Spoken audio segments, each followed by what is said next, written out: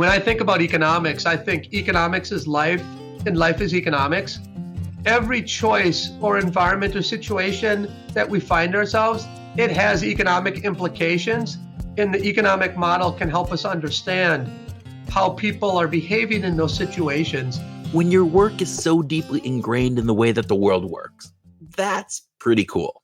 I believe that at some foundational level, we would all like to have some impact on this world that we live in, to demonstrate some value to our human tribe. And, the interesting thing is that we don't even have to work at creating that desire, that somehow it's built into our DNA, that at some deep level, we want to do something in our life that has meaning. And many of us try to have some impact that is, well, just a bit bigger than others. Yeah, Kurt, I remember as a kid, I dreamed about hosting free community concerts that would promote local musicians. I wrote out plans that were detailed and included, all the artists and venue issues that had to be dealt with, stage and technical logistics, crowd control. But I could never figure out how to fund them. And the idea really never got off the ground. So you wanted to contribute to the world, to bring music to the masses, yes. But you just couldn't find a way to scale that up, huh? Yeah. The scalability. At least the way that I was conceiving it, it wasn't scalable. So my idea was to put lots of these localized sort of mini Woodstock festivals to get more, music into communities, right? Of course, mini Woodstock festivals. Of course you would. But unlike Woodstock, these events would be free to the people who wanted to attend, but it also paid musicians for their efforts. And like I said, I couldn't solve the funding problem, basically. Well, couldn't you just do like Woodstock and have them just jump over the fence and it's all free there? There you go. Somebody had to pay for all this stuff. That was the problem. Yes. Yeah. And how old were you when you had this idea, Tim? I was 10. Whoa. Yeah. My God. So you've been putting these big ideas or thinking about big ideas for a long time that are still not scalable. Well, but okay. So let me push back on that, because in Minneapolis, at least the city where we live, right, there's a summer concert series that is put on by the city. They have concerts in parks all around. I think they do that in other cities as well. So to a degree, is that kind of what you were looking to do? Yeah, very much, actually. I'd say it's not a new idea. It's not just Minneapolis. It's cities all over the U.S. and all over the world. I think we could actually trace this back to ancient Rome. Cities have been using, tax dollars to support arts and entertainment. I just wasn't clued in on how to make it happen. I wasn't able to put that together to make it scale. So which is the interesting part. And it's the core of our conversation in today's episode. In our human quest to be relevant to our tribe, some of us pursue ideas that can be scaled beyond the individual. And scaling ideas goes beyond just our personal life and even the lives of our immediate family. The idea of scaling is that we go from just one person into a larger community like cities and corporations, etc. So the question that we're tackling in this episode today is really the same question that I tackled as a 10-year-old kid. How do we solve the problem of scaling an idea? And with that, welcome to Behavioral Groups, the podcast that explores stories, science, and secrets from the world's brightest thought leaders for the curious at heart. I'm Kurt Nelson. And I'm Tim Houlihan. We like to investigate the aspects of behavioral science that will improve your well-being, your relationships, and your organization by helping you find your groove. From best-selling authors to researchers, we share insights from the sharpest minds in psychology, behavioral economics, and neuroscience. And this episode is no different. We talk with John List, who is a University of Chicago professor of economics. He is also the chief economist at Walmart. And Tim, he is the author of The Voltage Effect, How to Make Good Ideas Great and Great Ideas Scale. Yeah. We talk with John about the concept of scalability and why it's hard to go from the petri dish, as he puts it, to successful broad-scale community music programs. Tim, that's what we talk about. Oh, wait, we don't talk about music in particular. Well, we do, but that's a whole different side. Well, John is also active with philanthropic efforts, and we'll talk about that later. He helped create schools that give kids in challenged communities a fighting chance in the world. And you'll hear more about that in our conversation. It's a fantastic conversation. It really is. We hope you enjoy it. Yes. And you'll also hear how John rigorously challenges ideas that sound really good and even test well in field experiments, but may not hold well up when brought to scale. And it's a really important lesson, I think, for listeners. So as you're listening, take that into mind as you're going forward. I'll tell you what, I wish I could have definitely used some help from John when I was 10 years old. I'm just saying that. You know what? We could use help from John today. So, that's where we are. So the question, Tim, what ideas do you want to scale now? Questions and with that, make Groovers, you go, yes. Groovers, we want you to give that some thought. And while you do, sit back with a high voltage cocktail and enjoy our conversation with John List.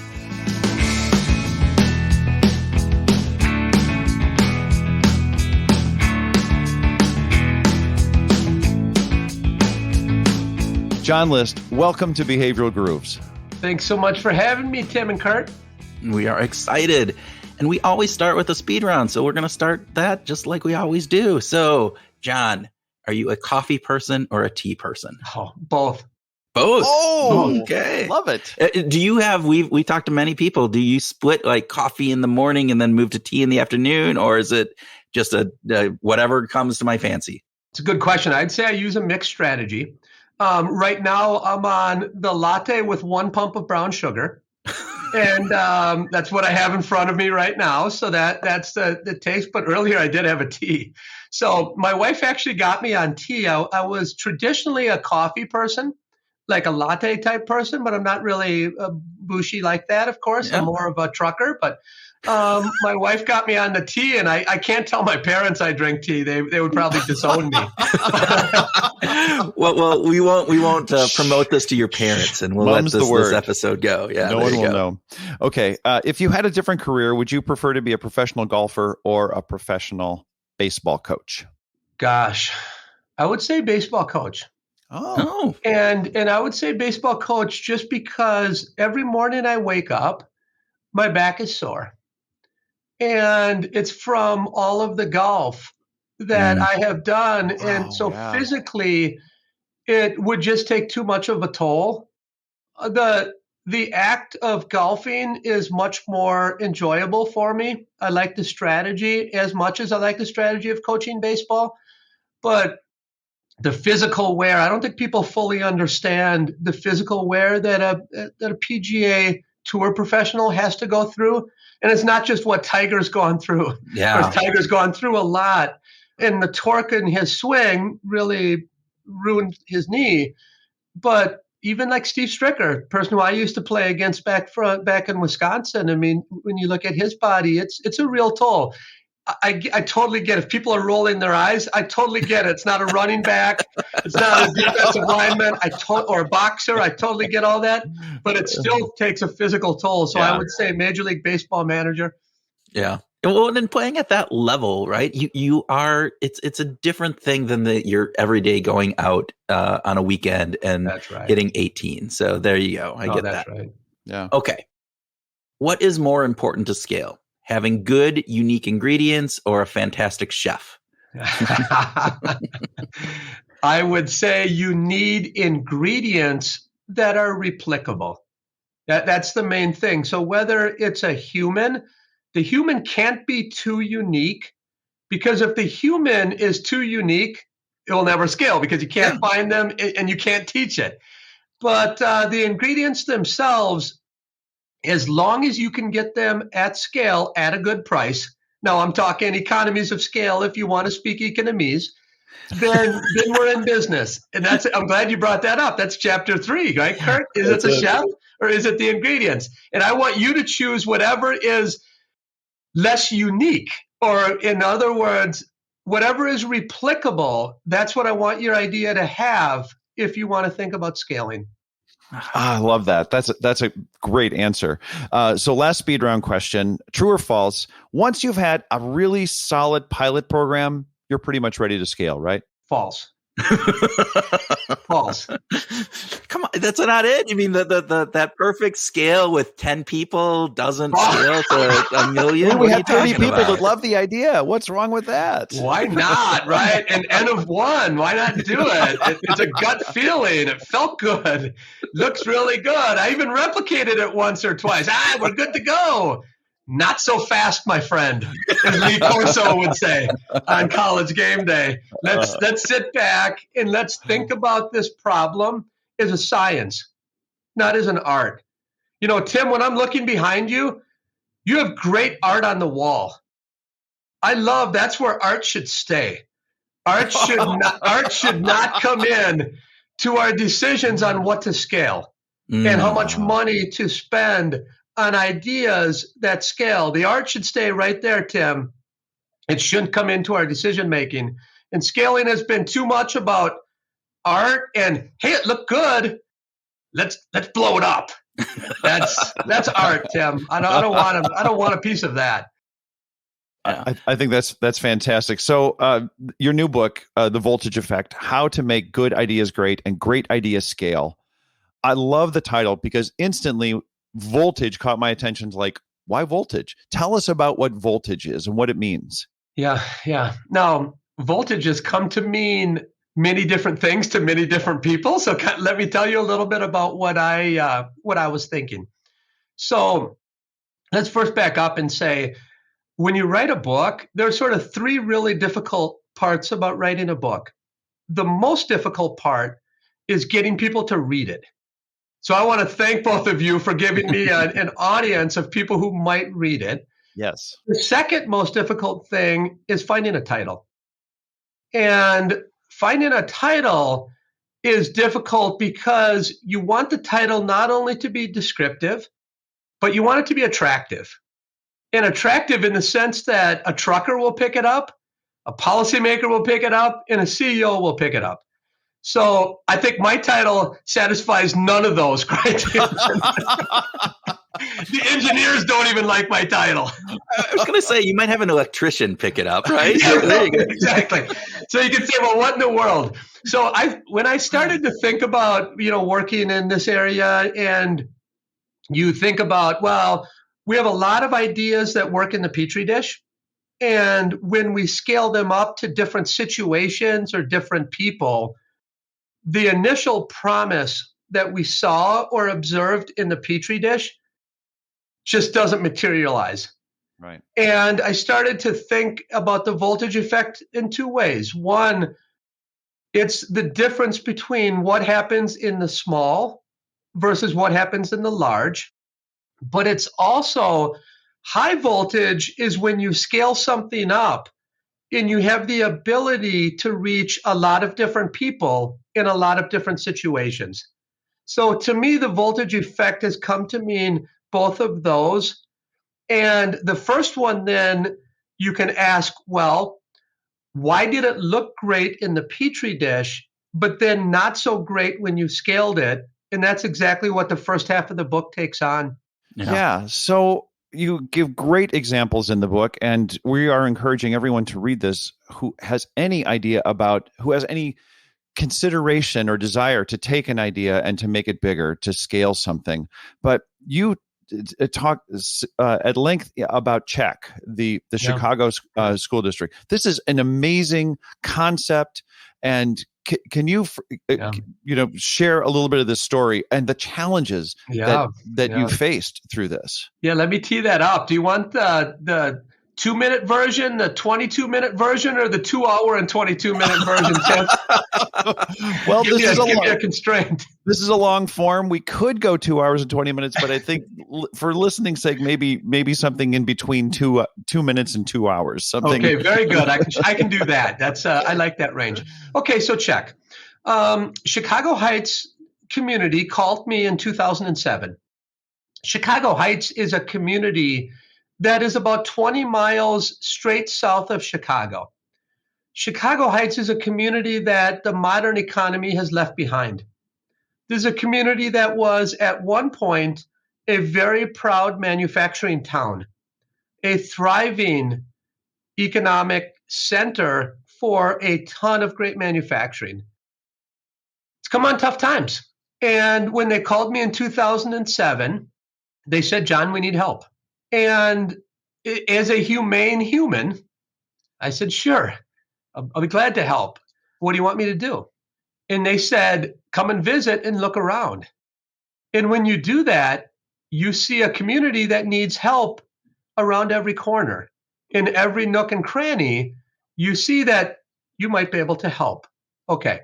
The first problem is they don't have any resources. They're starved. And that's like a lot of our communities around the world. So this isn't that unique. But what's unique is it's a very underserved community. 95% of people are on food stamps. And you have broken families and broken dreams. You have, say, 1,000 people entering the local high school every year. Only 480 of them end up graduating from high school. The other 520 kids drop out right around their 16th birthdays. So we started to look at stats like that, and we said, we want to pitch in terms of helping public education. Okay. So naturally, when you look at the high school data, you say, I want to start there. So that's where we started. And we did a high school program that it helped kids. It helped move kids from dropping out to graduating.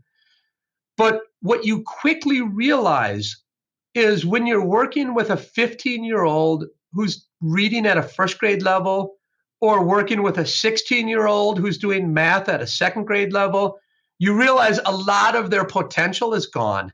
It's very, very difficult to get out of them what we should have been helping them in terms of the opportunity from the beginning. Society and their families have let them down.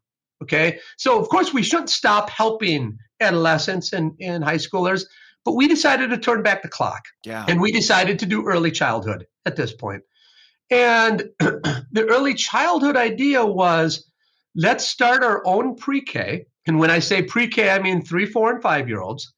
And we're going to basically build it from soup to nuts.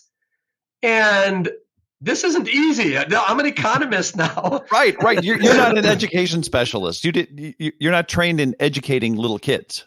I'm not an education specialist. Well, I'd say I'm an education specialist at teaching college kids. There you I'm go. not Yes. an education specialist at teaching 3, 4, and 5-year-olds. Right. I don't know anything about curriculum. I don't know anything about hiring high school teachers and principals. So I'm the person who has boots on the ground. Yeah. And I'm designing the experiment, et cetera. So I designed this as a big experiment and build it from soup to nuts. It opens in 2010. Okay, thousands of kids sign up. So I put some kids in the all-day pre-K program. I develop a program that I call the Parent Academy. And these are kids who I never teach directly. No. I teach their parents. And I teach their parents how to teach their children, not only during that time period, but also when they leave our program, because they're going to leave our program and go to kindergarten. Okay, so we opened in 2010, and 2014 rolls around. We have great results, just fantastic results. If a listener knows Chicago, I'm taking kids from the south side of Chicago in September, and by January, I'm moving them to the north side of Chicago. I'm talking about Northwestern style kids. That's what I'm doing in both COG scores and non-COG scores, or executive function skills. So we're using all the standardized tests. It's not cooked, perfectly legit, good science. Okay, so we write those academic papers. Great. We help Chicago Heights. Great. But guess what? When you do a project like this, or any project, you're not just about writing academic papers and helping the local community. You're about changing the world. And at this point, I start going around to policymakers and telling them about my great program. And at this time, I do have a lot of policymakers to talk to. Remember, I worked in the White House for 2 years. Yeah. So I knew all those times. I had helped Barack Obama's team, so I knew both sides of the aisle. Bruce Rauner was the governor of Illinois. He had supported some of my previous work. So I had a lot of policymakers to talk to. The problem was none of them wanted to listen to me. And they didn't want to listen to me because they wanted to slap my face instead of listen to me. Tim, Kurt, here's how they slap me in the face. Professor List. Wow, that program looks great, but don't expect it to happen at scale. I'm like, wait a second here. I've been doing field experiments for 25 years. I started doing them in the early 90s. Don't tell me about field experiments. I'll teach you about field experiments. And they said, look, we don't know why, but it just feels like your idea doesn't have the silver bullet. So at this point, I say, well, okay, what is the silver bullet? And can I go down to Walmart and buy a few dozen? Because I want to change the world and I want to figure out what the silver bullet is. So I push them.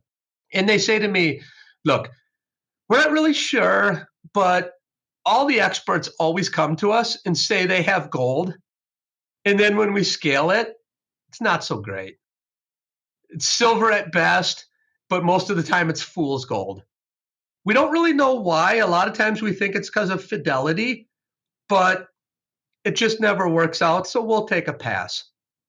Now, at this point, and this is 2014, 2015 now, I took a pause in the way I think about how we're trying to change the world as social scientists. I stepped back and I said, what are we doing right now as a community? Here's what we're doing pretty much. We're doing an A/B test.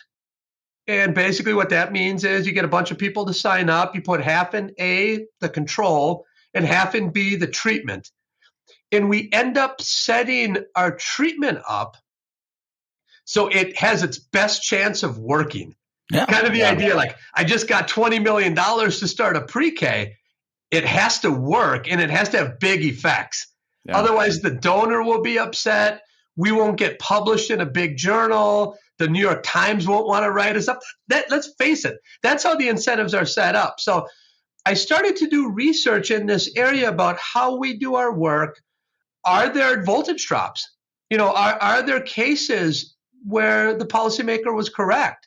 So I began doing academic papers on, first of all, is it true what the policymaker was saying about a voltage drop? And is it true that it's a silver bullet problem? So I write now probably 24 academic papers, a bunch of theory, a bunch of data, and it's all wrapped up in a bunch of economies, a bunch of math jargon, a bunch of slang that nobody will understand, and maybe 4 people will read each paper.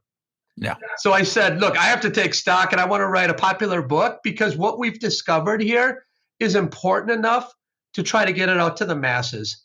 So let me stop there, and then that's a long story, but hopefully you can use some of it. I love it. I think that's a great recap of how you got started and some of the challenges that you faced, because I think that many entrepreneurs, face problems in sort of blind spots, not being aware of what's happening in other areas that they feel like they're trying to control, and all they can see is this N of one, that everything is working great for them. How do you coach people? The book is intended to say, wait a minute, be aware of these things. What are some of the common biases or blind spots that people have that they just fall into so naturally? It's like, wait a minute, stop.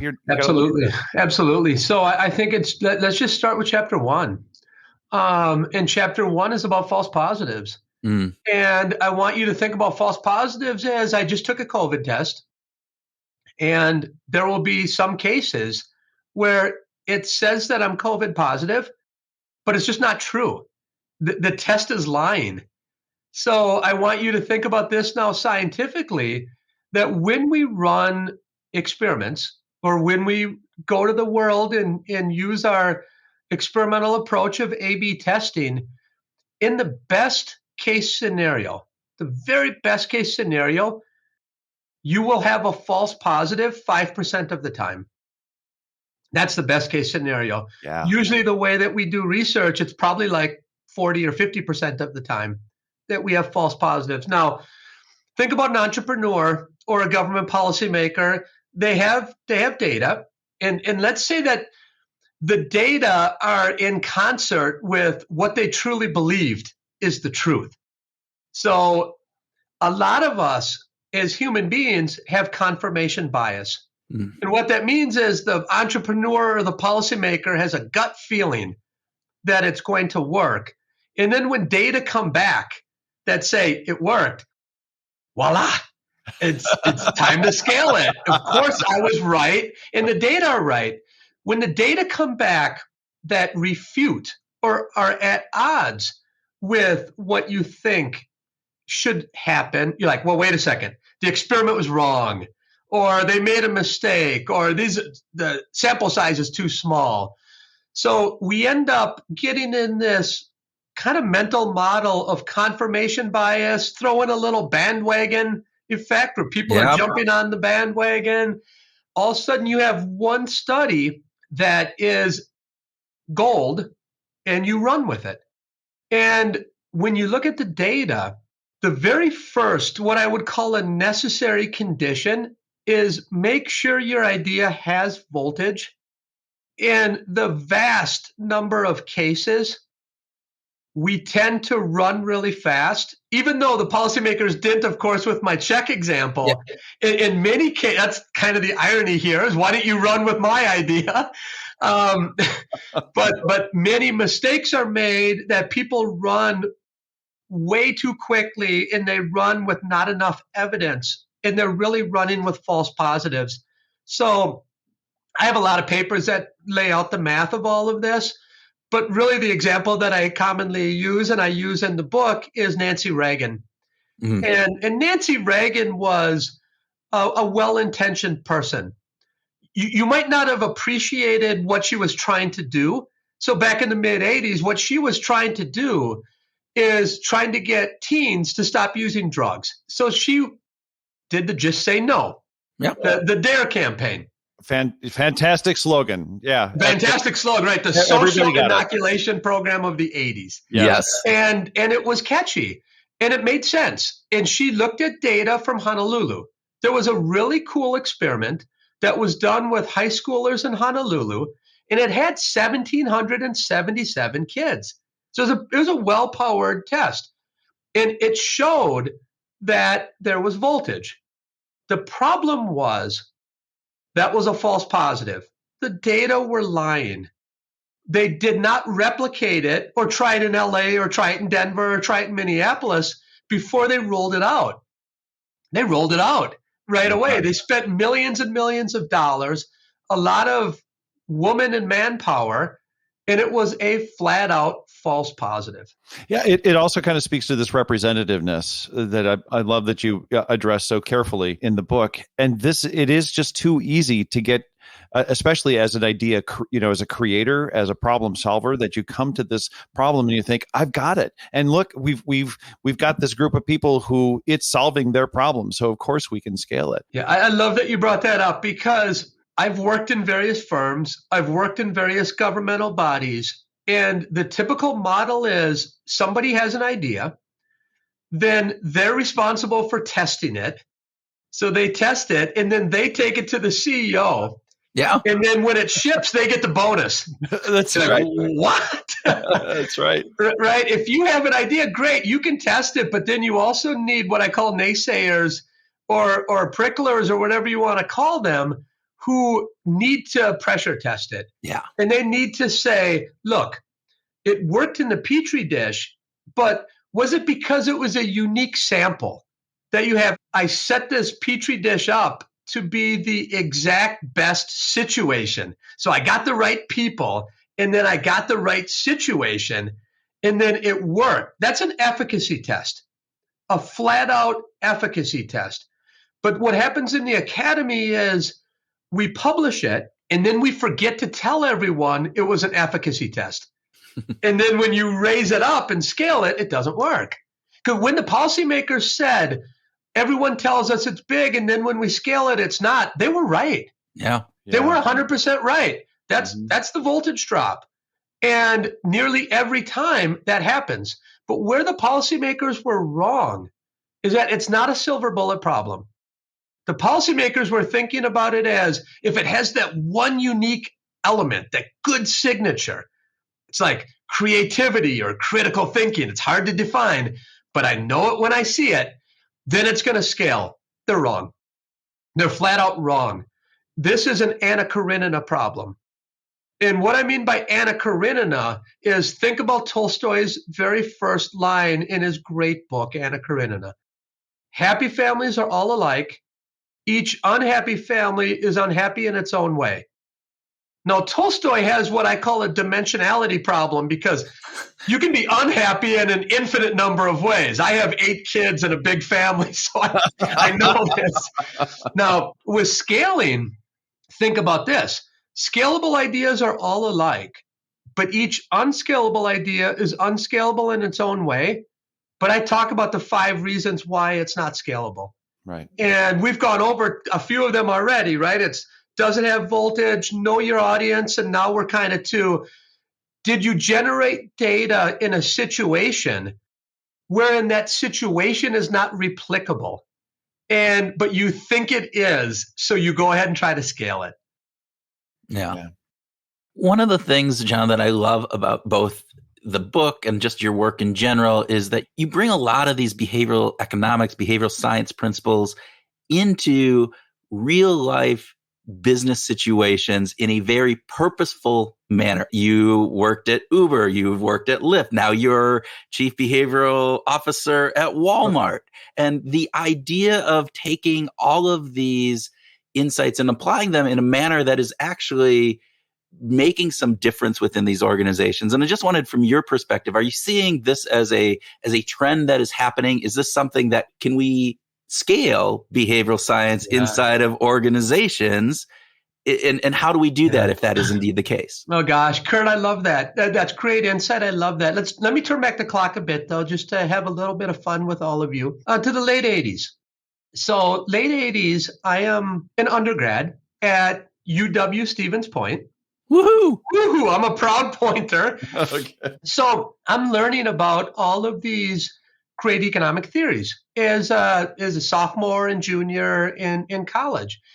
And on the side, I'm doing 2 things. I'm on the golf team, but I'm also, when we don't have golf on the weekends, I'm going to baseball card conventions.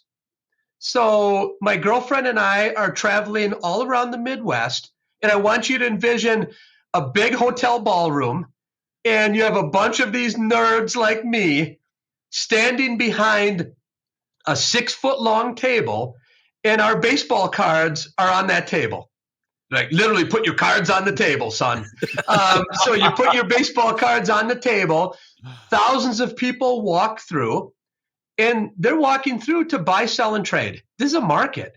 So I start to think, wow, is what I'm learning in those courses, does that happen here? So I started to do field experiments in the late 80s, early 90s to talk about and test these economic theories.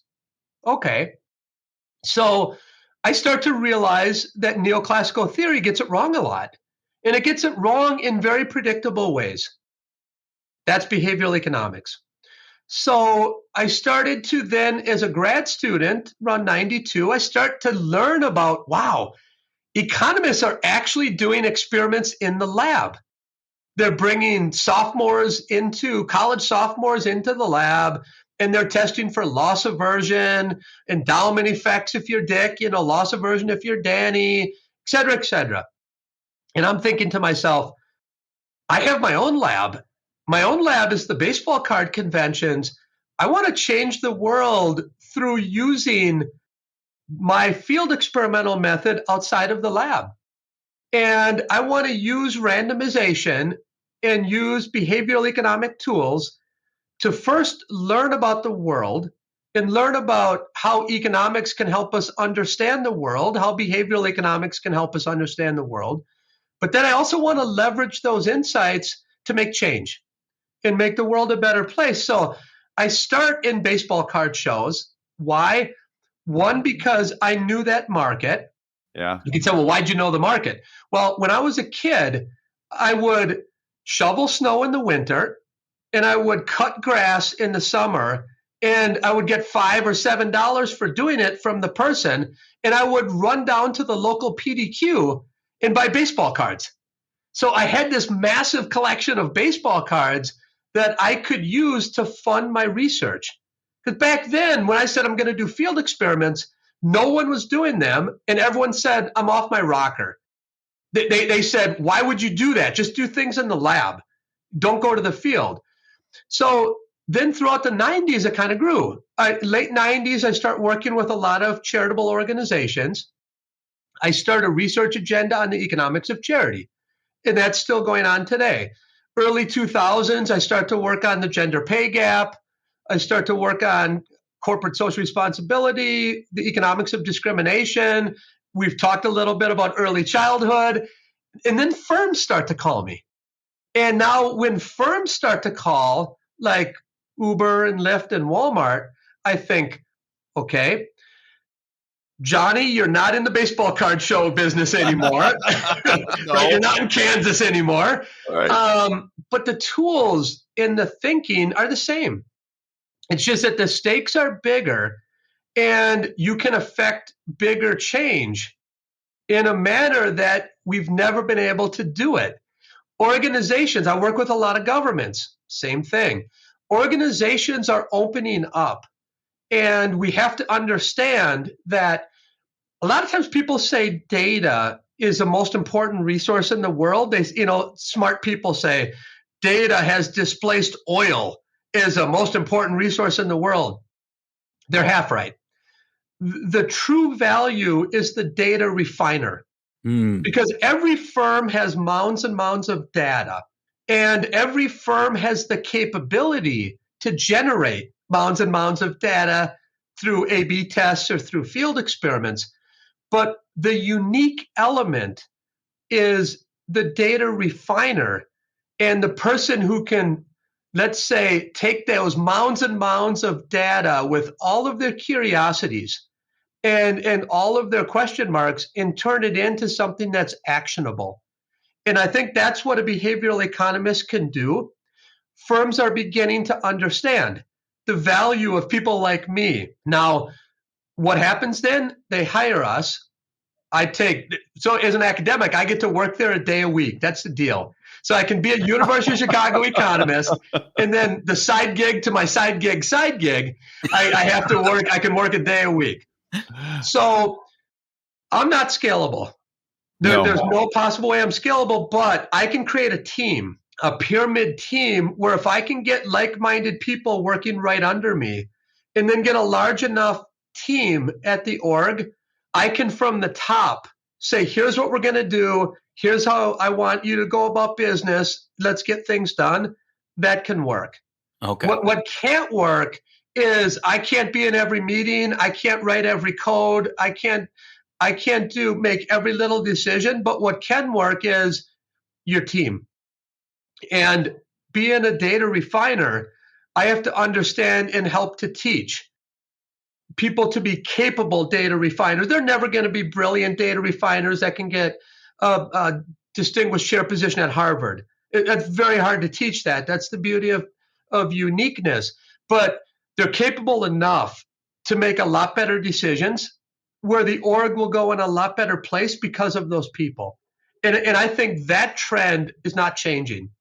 And scientifically, to me, this is a key unlock because you have organizations that contain a wealth of data and information and potential. And when I say potential, the potential that at Lyft, I can do a 2-day experiment and have 5 million observations. And I can learn very quickly using a multi-site trial about things like heterogeneity or things like the properties of the situation or things like spillovers.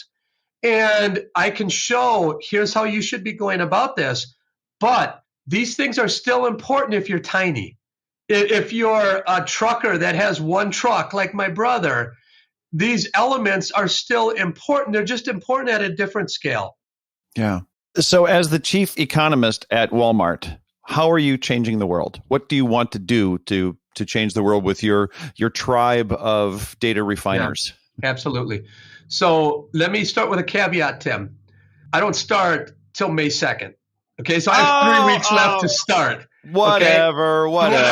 This guy's giving an excuse already. So I can't tell you how we did it at Lyft, but let me tell you where I think we're going to go with Walmart. I like the question.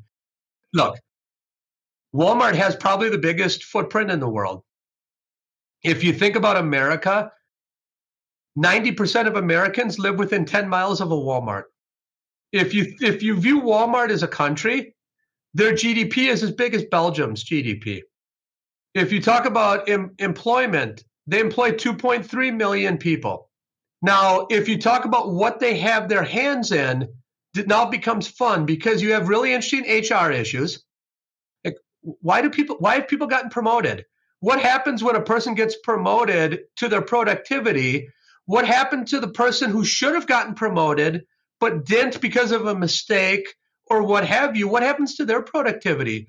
And what happens if they don't have a job they can go to in the local community? If they're in a small labor market and they're stuck and it's difficult for them to move, what happens to that person's profile? What about health? Now let's go to the customer side and think about the number of people that Walmart touches either through the grocery side or the merchandise side, and think about pricing and how you can give more value to customers by understanding the basket correlations, for example. Now let's go to last mile delivery, because Walmart's getting their lunch handed to them by companies like GoPuff and Amazon who are delivering the last mile. Walmart can do that. And I know a little bit about that from Lyft and Uber. So I think I can help a little bit about, that side. What about membership programs? Because let's remember, when we attract a customer, that's great. But if you don't retain them, it doesn't matter. And I talk about this in chapter 2 with how to think about the economics of a membership program. Okay, now let's talk about expansion outside of America. Now, we never stop, right? We never stop because the footprint of Walmart in my particular sandbox is so big that it's not a question of, are there neat areas that I can add behavioral economics? The better question is, throw your hands up and say, where do you start? Yeah. And I'm the first chief economist of Walmart. So that means that there are going to be a lot of opportunities because economists tend to think differently. When I think about economics, I think economics is life and life is economics. Every choice or environment or situation that we find ourselves, it has economic implications, and the economic model can help us understand how people are behaving in those situations. So I'd love to come back in a year or so and tell you what my team, which I want to call it Waltonomics, by the way. So you tell me if that's a bad name. But I'm leaning toward Waltonomics, but I don't know. I don't know. Does Steve Levitt have anything to say about maybe like ripping off of his Freakonomics thing? Yeah, I hear you. But remember, Steve's sister was the innovator of that name. Steve had a hard time finding a name, and Steve's sister innovated Freakonomics. And at the beginning, they said, oh, this is a piece of junk. Nobody's going to take it seriously. It ends up blowing up, right? So, but remember, Kurt, my team at Uber was called Ubernomics. Team Ubernomics, and Steve was very proud of that. Okay, well, there you go. Yeah, but at Lyft, we became a little bit less innovative. It was just called the Department of Economics at Lyft, and I was the dean of the department. That sounds so dry, honestly. Yeah. Hey, John, I'm glad you brought up the fact that you worked in charity, because we actually had put out to some people that are followers of us and our listeners about some questions to ask you. And so we had one from Nick Michigan who asked, how can insights from charity given be applied to other sectors? For example, can we use lotteries and matching techniques in business or sales? So I want to get that question because it was absolutely. So let's talk about charity. So you're exactly right. In the late 90s, the story for me is a little bit like what happened with scaling. I was sitting in my office at the University of Central Florida, and the dean of the business school knocked on my door. And he said, John, we want you to start a center, the Center for Environmental Policy Analysis. I said, okay, I'm a second-year assistant professor. I'm not sure if I should be doing that. And he said, I want you to do it. Plus, I want you to raise money for it. And again, I said, well, I'm an assistant professor, second year. I'm not sure if I should start a center and raise money. But I said, let me think about it. I'd never raised money before. So I thought about it for a few days, and I called him back. And I said, I will do this if you allow me to run a field experiment on raising money, and I want you to give me $5,000 in seed money so I can multiply that. That's literally how I got involved. A lot of times people say, well, you're doing all this charity work. You must be such an altruist. Maybe I'm an altruist, I don't know. But the reason why I started is because I saw an opportunity to add science to the economics of philanthropy. There was a bunch of older work by Marty Feldstein, Charles Clotfelter. They used IRS data, and there were nice theoretical papers written by Jim Andreoni and other great people, but it wasn't a scientific approach in the field in running field experiments with charities. So I said, I'm going to give this a go. So I ran that first exercise with David Lucking Riley, and it was on seed money. It was on how to use seed money to leverage into more money. And it was published in the Journal of Political Economy in 2002. So the question is, John, give us some insights that have been generalizable. Let's think about matching. Okay. So one result that Dean Carlin and I found in an experiment that we ran around, it was published in the 2007 AER, and we ran it around 2005 where we used matching funds. Okay. So what is a match? We contact some people and we tell them, for every dollar you give, we have an anonymous donor who will match it 1-to-1. Okay, that's a 1-to-1 match. We see that all the time. Now, there are also 2-to-1 matches. So what that means is for every dollar you give, an anonymous donor will match 2-to-1. Okay. So back then, the conventional wisdom was the higher the match, the more money you will raise, because the value of every dollar you give is multiplied by a higher number. In economics, it's called the law of demand. Yep. If you charge a higher price, quantity demanded goes down. It's our best law, really, that we have in economics. We're not like the hard scientists. We don't have these cool quantitative laws, right? We have these qualitative laws. Okay, so we test that. What we find is that the match itself matters a lot. So whether you have match money matters. In fact, if you have match dollars available, you raise about 20% more money than if you don't have match dollars available. Okay, so that's result one. Result two is, even though the match matters, the match rate does not matter. Okay, so what I'm saying is 1-to-1, 2-to-1, 3-to-1 all brings in the same amount of money from outside. So if you use a 3-to-1 rate, you're just losing money. You're giving away more of that money faster. Exactly. You could have broadened the ask. Okay, so that's a result now in charitable giving. You can say, how does that expand outwards to other parts of life? Let's think about retirement. And the way that a lot of firms set up retirement is they say, every dollar you give up to a certain amount, we will match 100%, say up to 7% of your salary. We'll match 100%. Okay. If you do experiments in this space, what you find is you will be much better off saying we will match 50% of your giving up to 14% of your salary.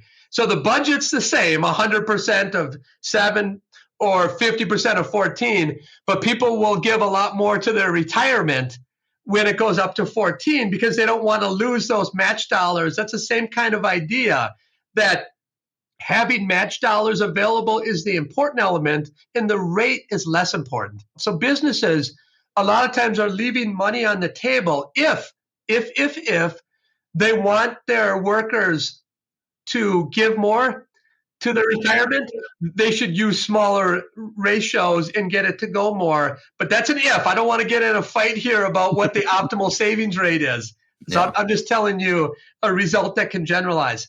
It's interesting that it's that 1-to-3 ratio is kind of that bottom, and it struck my head is, in the ultimatum game, when you're doing an ultimatum, it's typically around that 30% that people need to offer to the other person to make sure that is given, and it seems equivalent in some manner, but I don't know if there's any relationship there. I hear you, but I'm going to challenge you, Kurt, on what you just said.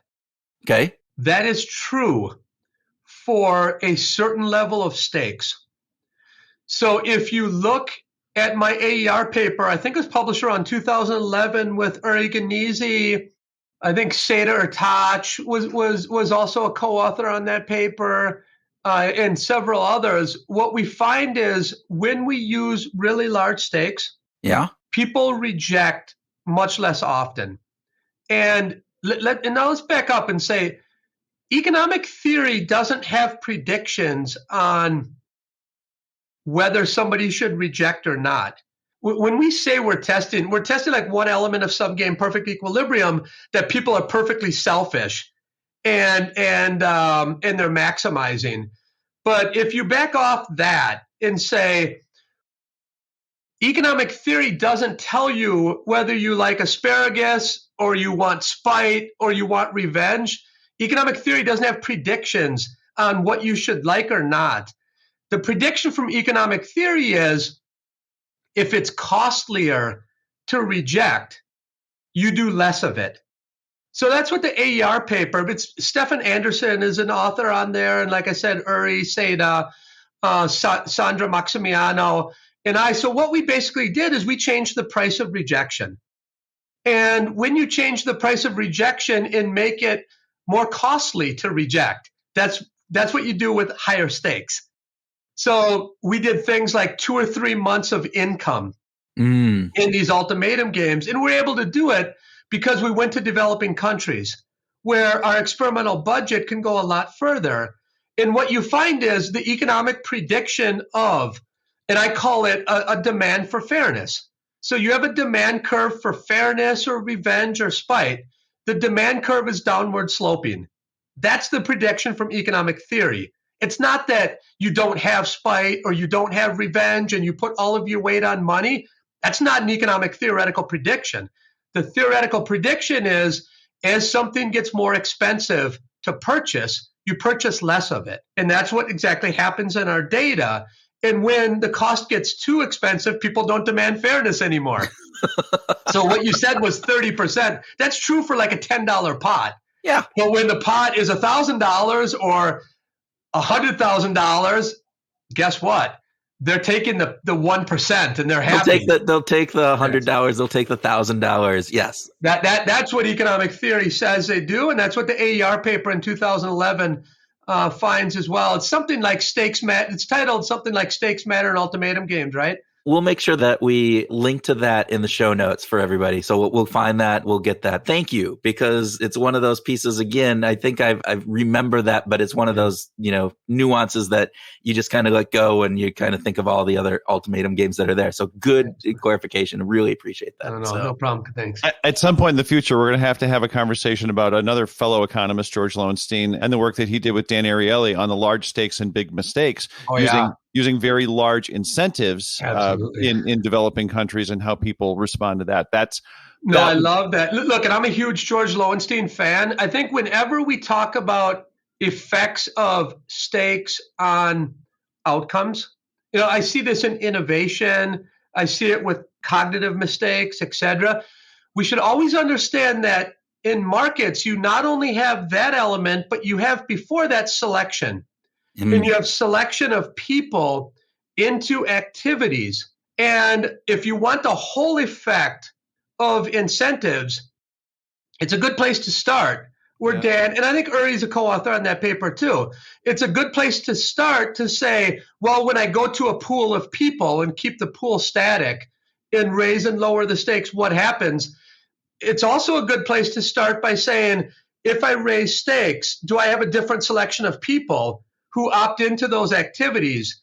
And then after they opt into them and we allow us to look at a long run equilibrium, how do people sort in and out of that setting? And in the end, What does the assortment of people look like in the long run equilibrium? I think all of these are important questions to look at. Well, it's because that's the petri dish, right? So if we just look at the petri dish, but the petri dish in the field is actually skewed because of self-selection into whatever it is, you're not going to have apples to apples comparison there. And so yeah. Okay, we have to turn over to music for just a few minutes here, Todd. My gosh, this is so much fun. It is really so much fun. But imagine you were stuck on a desert island for a year, and you get to choose 2 musical artists, their entire catalog that you get to take with you, but that's the only music that you can listen to. Who might be those 2 musical artists? It could be an individual, it could be a band. Yeah, no, I hear you. That's a great question. So I start by thinking, who is that person or group who has enough variety? Right. Sometimes when you listen to bands like Loverboy, for example, it's the same song over and over again. There's like different lyrics. Different lyrics, a slightly different beat. And here comes our novelty-seeking brains, right? Exactly. So I want 2 that are distinguished in type and style, but I also want within them, I want some variation. Yeah. And some variation of what I like. So now thinking about my playlist, what's some pretty good variation, And thinking, are you reflecting on your recent trip to Nashville too? Absolutely. That's going to be a part of it. But do I also get to hang out with them and talk about their lives besides listening to music? Or is it just on my handheld listening to music? Or can I hang out with the guys? Let's make the rule. What do you think, Kurt? Well, let's actually split this. If you had to choose just from their catalog, you don't get to talk to them. Don't get to talk to them. And then if you had the opportunity to say, hey, in addition to just having, you get to bring them along with you to have the conversation for a year. Absolutely. So I'm going to start with the latter one and say, bring them along. I would love to hang out with the Beatles during that time because I think they just have great stories to tell. Oh my God. Yeah. And like a Beatles / Freddie Mercury mixture would be great because I think Queen has a type of music look, this guy probably had the best voice ever, Freddie Mercury, right? It would be hard to argue that. And the level of discourse that I think these fellas can engage in be super interesting. Okay. Now on the music side, so I'm going to choose a country music person, but I'm going to go with somebody like the fans will all say you should choose Johnny Cash. And in many ways I should, because the guy led a really interesting life and he has a ton of great songs. So Johnny Cash is in line, but I'm actually going to choose Marty Robbins. Oh. And Marty Robbins, because he has a great storytelling nature. And think about El Paso, out in the West Texas town of El Paso. Oh, yeah. I fell in love with a Mexican girl. Great this narrative. Is like good old-fashioned stuff and a great voice. So I'm going to go Marty Robbins first, Johnny Cash second, and that genre. Now, more recent, gosh, this is a tough one because there's so many different ones to choose from. I'm going to probably say the Red Hot Chili Peppers. Oh, my gosh. I'm going to probably say the Peppers because they're super creative, come right around the grunge time, right after grunge. Kurt Cobain kind of riding that. But they got the funk and they got the I know, the whole, I would have said AC/DC. Because less variety. But AC/DC is more of that's the same song. It is, but those guys would be also fun to hang out with too, because I think they have a lot of great stories. So I kind of went to the second one again, okay. But that sort of gives you a feeling about what I'm listening to now. Look, I mean, these are tough questions because when you also, if you look at what Gordon Lightfoot did. And like he and Chris Christopherson, Waylon Jennings, like having Waylon and Willie on the island would just be fun, just for having those two dudes on the island, right? Because you could have stories with Waylon and Willie. They would sing, right? Luckenbach, Texas. They would say, "Don't let your kids grow up to be cowboy, right? Yeah. Mama, don't." So I mean. Look, this is a tough question, right? It's like choosing who's your favorite kid. I have 8 kids. Who's your favorite kid? Well, it's that one. So that kind of gives you, I think, a general sentiment. But look, in the end of the day, the overall, my music would probably come back to Fleetwood Mac, and that would probably be my number one artist. I'm a huge Stevie Nicks fan. I've gone to several of their concerts. and that kind of feeling of their music and their vocals and what they were able to do to advance. This is pretty cool stuff. So that kind of arches over everything is Fleetwood Mac. Yeah. I love the diversity. Talk about, variety seeking. You listen to a lot of different kinds of music. And I think that's fantastic, John. You know what I also did, Tim? So thank you for that. You know what I also did was for my wife's 50th birthday. I don't know if you remember that song, I Think We're Gonna Be Friends. Do you remember that song? Not off the top of my head, but we can find it. We'll track it down. I redid that song with lyrics about she and I being friends and research partners. So it's and I had a person come in and perform it live on her 50th birthday. Oh my gosh, that is fantastic. So the songwriter and I worked on changing all of the lyrics but keeping the same tune. Yeah. It's titled something like I Think We're Going to Be Friends. Have you ever heard of that song before? We'll find it. We'll list it in the show notes again. But yeah. Let me see if I have it here because you're going to like the beat, I think. Let me see. Oh, the White Stripes. Yeah. Yeah. Oh my gosh. Yeah. Okay. Jack wrote that. Oh, that song. Yes. Here it is. Yes. So I redid this. This is here to go. Back to school. So that's like a one-hit wonder, basically, right? Or not? White Stripes. I mean, I like the White Stripes. No, Jack White has gone and done a ton of work. No, after that, he blew up. Yeah. But yeah, so I redid that for Dana, and we played that at her 50th birthday party. So, you're going on. More White Stripes. There you go. I wish we had more time, and we definitely are going to have you come back because I wanted to talk to you about working with Dana, right? Working with your wife on research and doing stuff, and what's that like? And I worked with my wife for a little bit, and she quickly left and said, we to save our marriage, we gotta stop. So no, it's tough. Look, it's tough. You're right. We're doing a ton of early childhood stuff. We're developing technology. Dana's taken the lead on developing this wearable technology that tracks the interactions between parent and caregiver. Parent/caregiver and child. And then on the top of that, we're building a machine learning model to figure out what's the best playbook to make sure your child's ready for kindergarten. Oh my and we gosh, think we're going to really have breakthroughs on giving lessons to parents, and scientifically, it's really kind of an interesting project. She and I co-direct the 30 Million Word Center here at the University of Chicago. So she also has a book coming out titled Parent Nation. We'll have to get both of you on. We'll have to do. Oh gosh, I would love that. We'll have to do a dual, have this, and then we can have some the marriage there'll be counseling some give and take, some bantering. That'd be love fun. Love that. She is filled with blank and vinegar. If that, you can fill that in. She's a dynamo. Brilliant dynamo. So yeah, but I get what you're saying, Kurt. There's a fine line between, well, when we come home, when do we turn it off? And I have a problem with that. I never turn it off. Yeah. So I'm always thinking about an idea or economics, et cetera.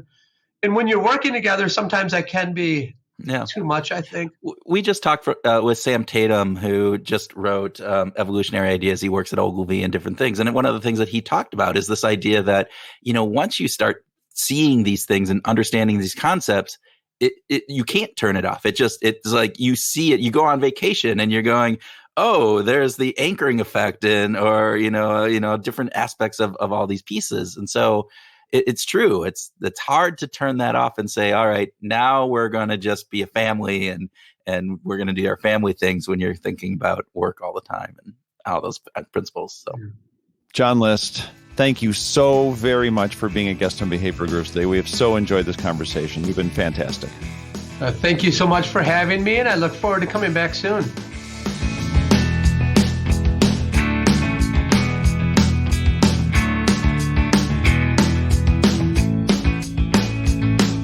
Welcome to our grooving session where Tim and I groove on what we learned from our conversation with John, have a free-flowing discussion, and talk about whatever else comes into our high-voltage brains. Of course, we are ultimately scalable, aren't we? Oh, you and me both. And, high voltage. That seems like I get this vision of AC/DC every time I say that.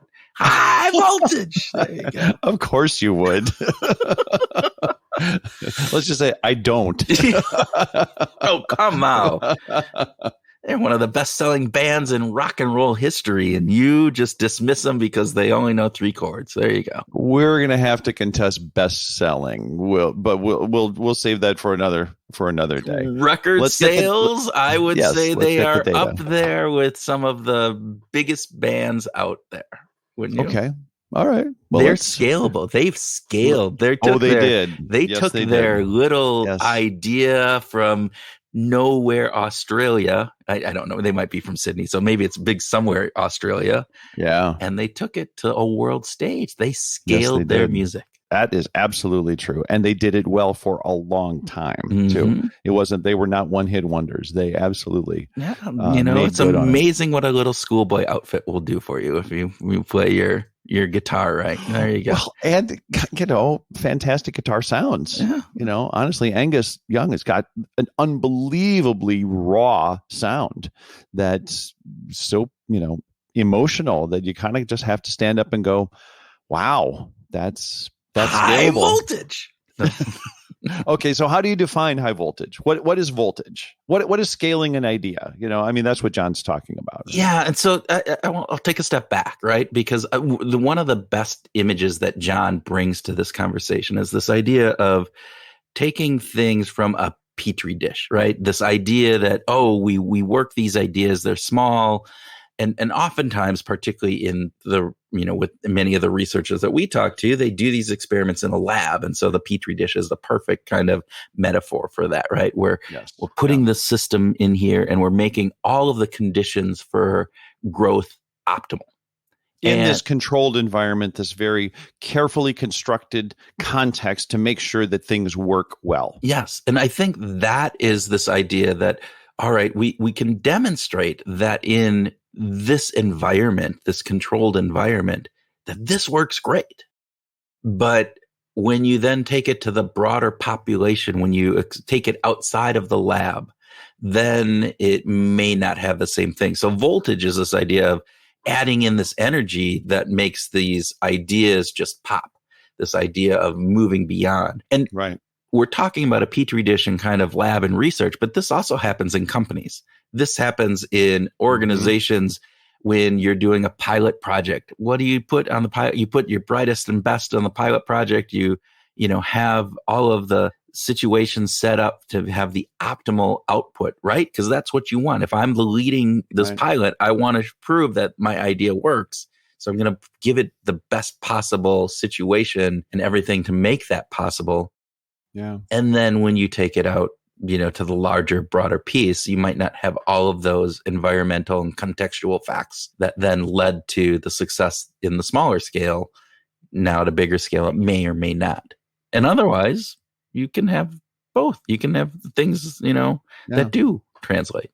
John pointed out this wonderful aspect that we want our ideas to succeed, not just for ego purposes, but because we've got other people riding on the coattails of this. We've got the sponsors, the donors, as he talked about it, have given money and they want to see it work. We've got people employed. We've got, people running the studies. There's an IKEA effect out there.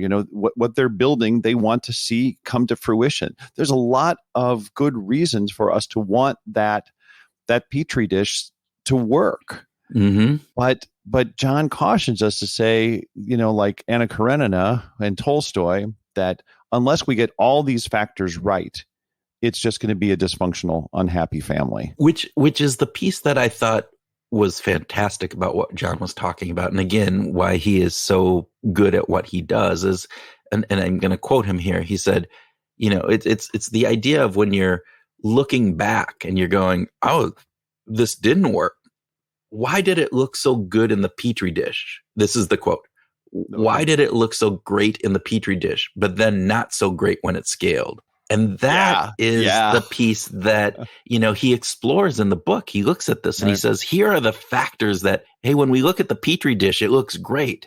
But man, when we take it outside of that petri dish and put it in the real world, here are some things that kind of show up over and over and over again that we look at this. And so, so he's saying don't abandon it. Yeah. But he's saying take accounting of what's different and try to identify those things that aren't working in the real world. Right. This idea, I mean, he starts the book with this idea about false positives, right? This idea that, hey, you can get a positive impact, but that doesn't mean that that's the real impact. There's a certain element of luck that happens in everything that we do. Yeah. And so you got to be aware of that. You have to be aware of those false positives, which is also taking a look and saying, all right, what is the environment in that petri dish, in that experiment, in that trial project that we're doing? Right.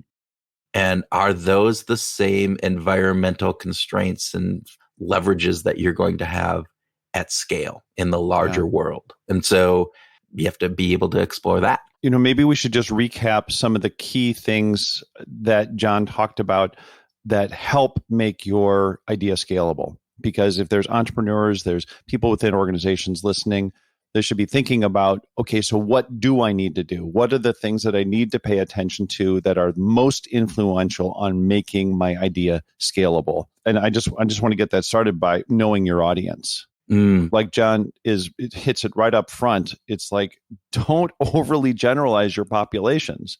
If you think that you're wanting to introduce a new product to a new audience that you have not sold to before, then you have to actually bring that product to them, not to your existing customers who love you and know you and think that that you guys have the very best dog food ever. You're going to have to take the dog food or your new product to audiences that don't know you, that are unfamiliar, and test it with them. Yeah. And I think there's a big piece of that too.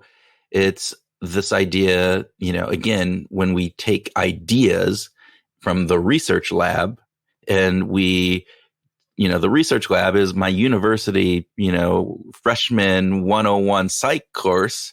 And then we think that those elements, transfer across the board. It's the weird problem that we have, right? And on the science side of things. In the business side of things, though, are we getting the right sample? Are we piloting this in the right situation? Are we using this in Gary, Indiana for the pilot? And does Gary, Indiana translate across to the rest of the United States or the rest of the world? And that is always a big, big question. And I love that, who is the audience that we're doing this? And are we building this? This is the other piece that I think that was interesting. He talks about, does the model reflect actual human behavior, right? How actual humans behave. So this idea of focus groups and different pieces. I heard a story, like they were doing a focus group with Sony about their Walkmans, and they said they're going to introduce a new color, and they said, oh, which color, this yellow or this black, right? And then it was this idea that, oh, everybody said yellow is great, yellow's great. Well, then at the end of the focus group, they gave an option to say, here, take, you can get a black Walkman or a yellow Walkman. And what happened? Everybody took the black Walkman. The black one, yeah. Even though they said, oh, the yellow is great, but they took the black one. So does it reflect actual human behavior in what we're doing? Yeah. Right. Preferences and the decision to take action are two different psychological processes. Who said that? Dr. Scott Jeffrey. I love that quote. Who was our guest on our very second episode, I believe. Episode 2. Yeah. There you go. That's a great tie-in, Kurt, because those two things really go together. I also loved how he talks about the difference between ingredients and chefs. I mean, he actually spends a whole chapter on this, right? But this idea of you have to figure out what it is that is replicable and that you need. Is if you have a chef that comes up with a great recipe, can the chef actually teach other people, metaphorically, how to be a good chef? Can you teach them how to use the ingredients to make that food properly? Or does it turn out that chef is non-replicable? Does it turn out that chef basically can't be scaled? You have to be able to identify what your business model is and how it works and your idea, and be able to sort between the two, so that if it is just a good ingredient thing, get the damn ingredients right, get the process down, and do that. But be aware, if you're trying to replicate this one person, this one charismatic chef, so to speak, that's not going to be scalable. John's not scalable. You are not scalable. I'm not scalable. But your ideas are scalable. And this is the other piece of that. So then it comes into, so for instance, behavioral grooves, all right, you and I hopefully are not scalable, right? But the way that the information, I mean, this started off, we were going to do meetups and we were going to do this with 20, 30 people. And then we were going to try to do these meetups across the country and have different local chapters of behavioral grooves doing these meetups. And we realized that was not, it was difficult. It was hard. It wasn't scalable. But a podcast that gets broadcast out, that we get to 170 countries. Like 10 listeners, in across those 170 countries. But hey, it's scalable across the world, right? That's right. So it comes down into thinking too, like, what are the pieces of how do you scale? Do you scale with different modalities, different elements? And so we have to think about that, that the idea of the meetup didn't work, but the idea of a podcast does. Yeah, and by the way, we do have more than 10 listeners. That's just my family. Right. The other thing that John focused on that I thought was important, that kind of relates back to me in my 10-year-old self, is funding. Mm-hmm. Right. That we have to have the financials right. We've got to figure out a way of looking at an idea and solving for the financial problem, because if we can't get the financial problems solved, we don't have a product. I've been recently doing some consulting on customer lifetime value. And if you don't look at your existing customers to have a feel for how much are you spending to acquire them and to sustain them, and then what kind of gross margin dollars do they return to you, if you're not actually looking at those kinds of things, you don't know how much you can spend to acquire new customers or how much you need to spend to acquire new customers. Those are really important aspects of it. Well, and sometimes I think many entrepreneurs, many people that are just in business in general, even researchers, right? Some of this in kind of thinking through some of the stuff, are thinking that, hey, if we go to scale, we're going to optimize, we're going to get efficiencies at scale. And sometimes that works, right? If you're buying things in bulk, you can usually get them cheaper. But John brings up this great idea that sometimes actually getting things in bulk costs more. The idea of, right, if you need to have very talented people, all right, well, the more that you need, you might be able to get a few of those talented people up front at a relatively reasonable price. But pretty soon that supply of very talented people goes down, and, economics 101, supply gets tighter. What happens to cost? Well, cost goes up, right? I mean, I can now demand more for my services. And therefore, your cost for those good teachers, as he talked about in that pre-K school that he was looking at, they got the best when they were doing it in South Side of Chicago. But man, you can't scale that, right? That isn't an easy scalable kind of component. So that's it. What else did you want to groove on, Kurt? Well, he talks about the spillover effect too, which is another piece of this that I think is really important. And the spillover effect is this: it's the law of unintended consequences. It's right. He says, the unintended impact that one event or outcome can have on another event or outcome. Right. And we have to think about these too, particularly from business perspective. And I see this all the time with incentives, is the idea that, all right, well, we're going to put this incentive in place and it's going to drive X. But what we don't think about is what are the unintended elements that driving for X actually has. Does it mean that we're going to, just go after the top clients that we have because we know that will get you to get your payout, and we're foregoing, new acquisitions, which is vital for the long-term success of the company? Is it meaning, as he talked about in the book, he talked about the Peltzman effect, which is, this idea that I think it's John Peltzman who was looking at the Sam Peltzman,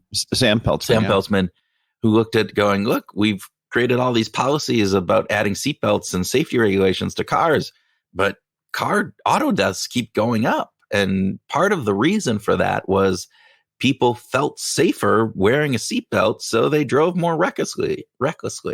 They didn't have the same caution. It's the same thing. You know, I know there's been research on bike helmets and different pieces of that. So, you know, there's unintended consequences that we have to take into account. Yeah.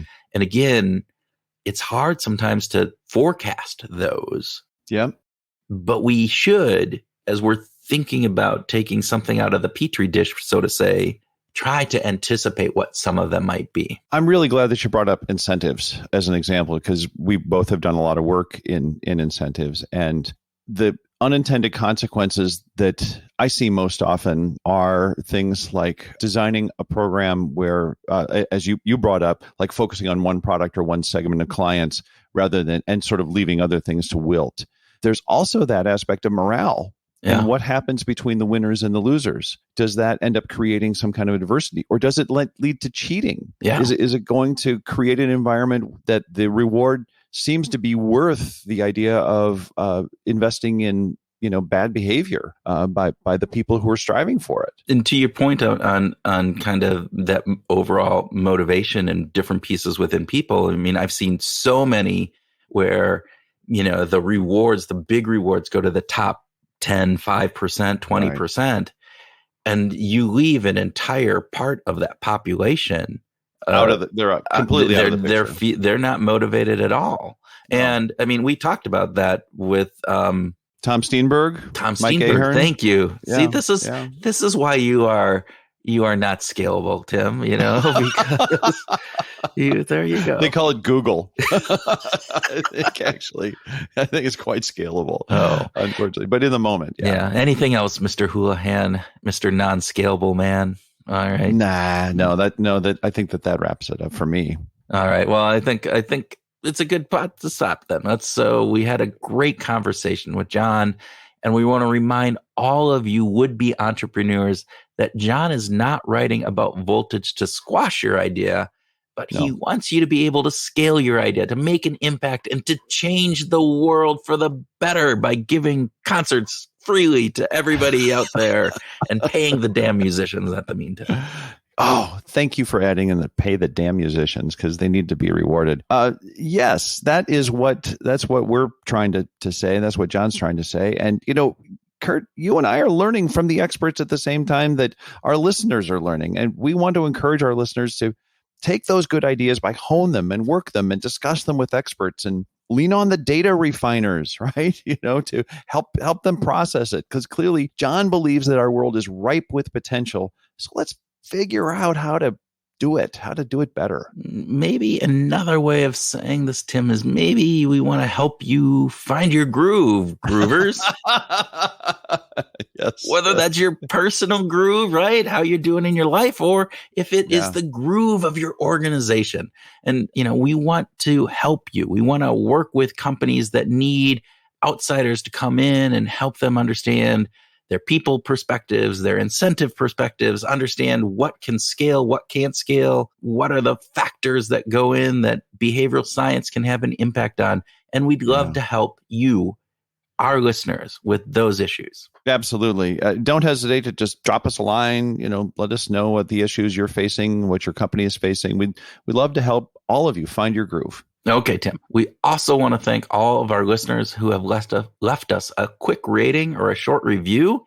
Those ratings and those reviews feed the algorithms that get Behavioral Grooves seen by people who are looking for behavioral science podcasts to listen to. In other words, they help scale Behavioral Grooves yes, up they do. To the next level. So you, listeners, are integral in our ability to scale the impact that we are having and bringing these insights from world-renowned researchers and practitioners to larger and larger and larger audiences. So we want to thank you to all of those who have already left us a cool review. And if you haven't, it only takes a minute. So we would very much encourage you. Maybe you've been putting it off or thinking about it, and now is the time to go out and do that. It sure is. Now is definitely the time. And if you feel like going a step further, if you're just really feeling the super groove right at this moment, then go out to our Patreon site and you could actually it's, by the way, there's at patreon.com/behavioral grooves. which is behavioral without the U, just for those the American way, yes. spelling of it. Yes. But you could set aside all that money that you would spend every Wednesday on a half grande, double decaf, single brown sugar, pump dial, slight, blah, blah, blah. I don't even drink coffee. What am I saying? I don't even know what those things are. I was going to say, that's not bad. That's not bad for somebody who doesn't drink coffee. You kind of, nailed all of those like really bad, images that we think of that Starbucks user and such. Even if it's just a damn black coffee, people, Yes, that's still, yes. There you go. Anyway, we hope that you have enjoyed this episode, that this episode inspires you. And we hope that it really inspires you to go out and find your group.